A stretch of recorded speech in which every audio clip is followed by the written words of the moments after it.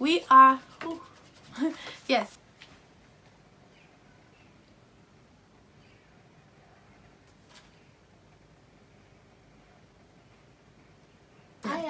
Spoiler. What?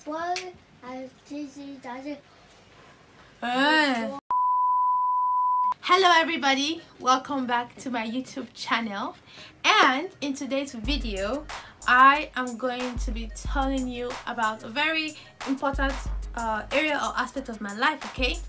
The Lord Jesus. Yes. For those of you that are not aware, I am a Christian. I mentioned that in the first video, but just in case, I am a Christian, and being a Christian is a very important part of my life. In case that is not you, maybe you're not a Christian or you're just not a religious person, it's fine. Feel free to still watch. Who knows, you could learn a thing or two, or it could just be interesting, or you can actually get to know or learn some things about Christianity. So today I'm going to be reviewing a book, The Normal Christian Life. Yes, The Normal Christian Life by Watchman. Okay, so that's in case you want to read the book on your own. I still advise you take the time, find the book, read it. The Normal Christian Life by Watchman. Yeah, so it's very interesting, okay? But I'm going to give you a summary either ways for those of you who don't want to read it, or just want to hear me talk about it. All right, point number 1: we are sinners by heritage.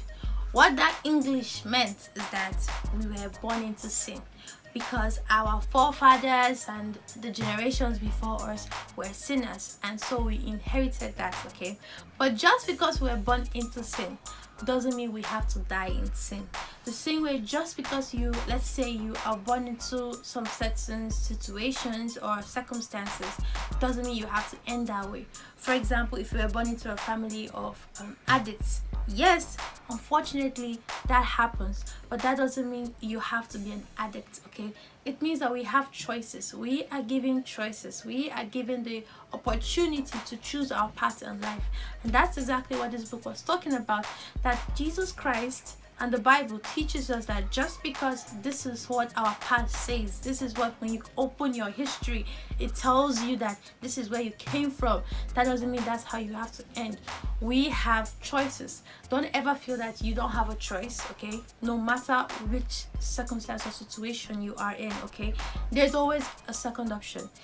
Even if you feel that no one can give you that option, or no one has given you that option, you make that option for yourself. You make that second choice for yourself. And that was one thing I enjoyed in this book. Point number 2: we don't have to fight our battles alone. We don't have to fight our battles alone, because we are not alone. We have Jesus Christ with us. We have God with us. We have the Holy Spirit in us. Now, this is a continuation of point number 1, because just because we're born into sin, just because sin is our heritage, the reason why we don't end up, or the reason why we have that option of not dying in sin, is because God sent Jesus Christ, his son. When Jesus died on the cross, he took away that heritage. He gave you the option. That is where the option comes from, you to continue in a path, in a different path, because now you have been given that option. He died. His blood on the cross signifies that this is like a born of a new day. This is a new opening. This is a new time.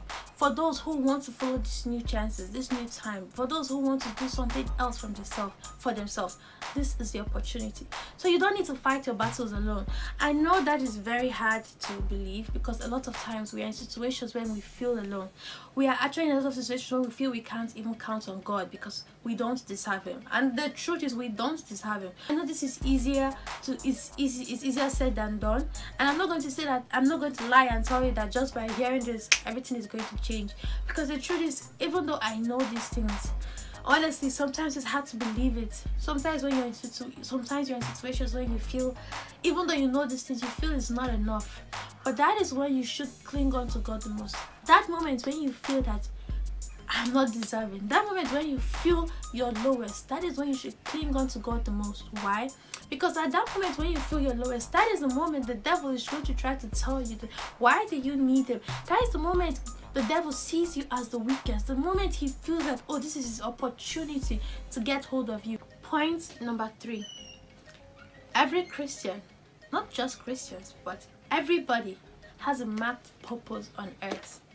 A lot of times we ask ourselves, why are we even here in the first place? Okay, so yes, you know Jesus Christ died for you. Okay, yes, you know that you can call upon him whenever you need him. But why?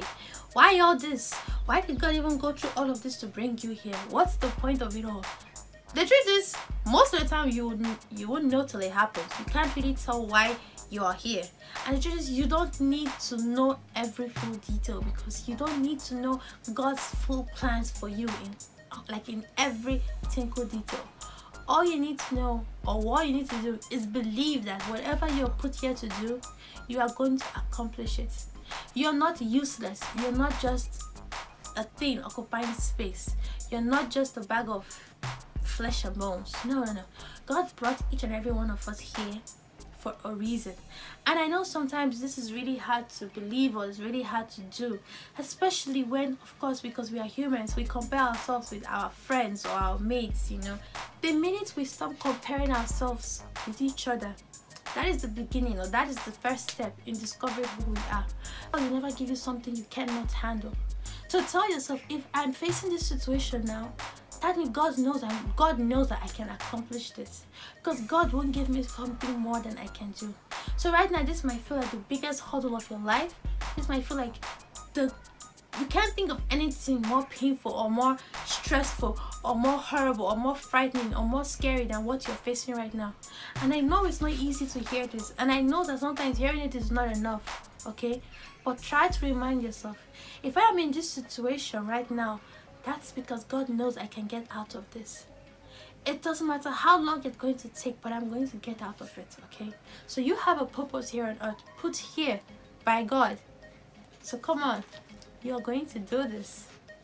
Point number 4 or 8. Don't think you're the only person that knows everything I just told you now. For example, that you're going to be great, or that you're going to be successful, or that God has put you here for a reason. No. You're not the only person that knows that. The devil knows all these things and more. The devil knows how great you're going to go. The devil knows everything that has been planned out for your life, and he's going to try and stop you from every means possible. But he also knows that you don't stand alone. So he knows that the only way to stop you is to break your connections with God, or make you believe that he has broken your connection with God. And how is he going to do that? He's going to try to distract you. He's going to try to pull you away from God. He's going to try and tarnish that relationship. And how is he going to do that? So many ways. So many ways. And the thing is, the devil is so sneaky that sometimes he tries to personalize the distraction. For example, if he knows that something like music won't distract you from God, or the kind of music you listen to won't distract you from God, he's going to look very deeply into what are those things that you love so much. What are those things that can keep you away from God? Meditate and try to save yourself from distractions.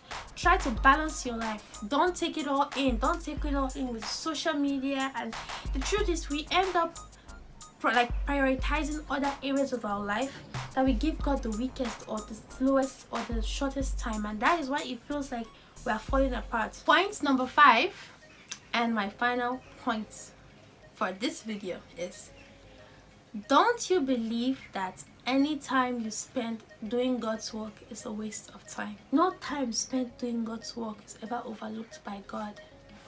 No time, no matter how little it is. Serving God helped me to balance not just my academics but other areas of my life, because I wasn't seeing serving God as a hindrance anymore. I was seeing him as a help. He wasn't hindering me, he was helping me to balance every other areas of my life. And then when I got close to my exam time, I told myself that all the efforts I have, all this time spent in doing God's work, is not going to be a waste. And God really showed me that it wasn't a waste of time, because the truth is, he was there, right there with me, and I know he's still here with me, and I know that in every area of my life he's still okay, I'm sorry if I'm being so emotional, but that's because I'm being very honest with you all, and I don't know who needs to hear this, but you are not alone. And the reason why I'm moved to tears is because I know that God has been so wonderful to me, and I know that if you try, if you put in the work, if you put him first. It's so hard to believe in someone you don't see. It's so hard to believe in someone you can't talk to physically. And I know it's not easy, and I know that serving the Lord is scary, but he will never fail you when you need him the most. The story in the Bible talks about a lady. Go find out who this lady was. And she got a very expensive oil, and then she rubbed it on God's legs. And then the disciples find out who this lady was, and the disciples asked her, "Why are you wasting that oil on the feet of the Lord? Don't you know the amount of money you would have made if you spent it, if you sold it and got money from it?" And then the Lord, or Jesus, both actually, stopped them and said, "Don't say that, because the truth is, anything you spend on God is not a waste, it's an investment. You don't waste your time when you serve God. You don't waste your time when you put God first. You invest in him. Nothing you put in the hands of the Lord will ever go to waste." You think no one is watching. The truth is, no one has to watch. It's just between you and God. You don't need to be the most spiritual person in this world, because I know I'm not the most spiritual person in this world. I know I also am not the most perfect person in this world. I know that I have sinned. I know I have been sinning. I know that I am going to sin. But the truth is, even though I know that's going to happen, it's not going to stop me from every day waking up fighting to be the best person I can, to be the best Christian that I can. And the truth is, sometimes I say some wrong things and I do some wrong things, but it's not going to stop me, because no matter how many times I fall, I'm going to stand up and I'm going to keep fighting, because I know what I'm fighting for, because I know what is waiting for me at the end of it all. So I encourage you all, my friends, to do the same thing. Don't let anybody tell you you can't do it. Don't even let yourself, don't let your belief, don't let your mind tell you that you're not worthy. Start somewhere and grow. The more you let God in, the more you don't even force yourself to let things go. It's amazing the way you just naturally feel like these things ain't part of you anymore, and you just let them slide. I hope this video has been very useful to you. It was very vulnerable, so I hope you enjoyed it, and I hope that it wasn't just entertaining, but I hope you learned something from it.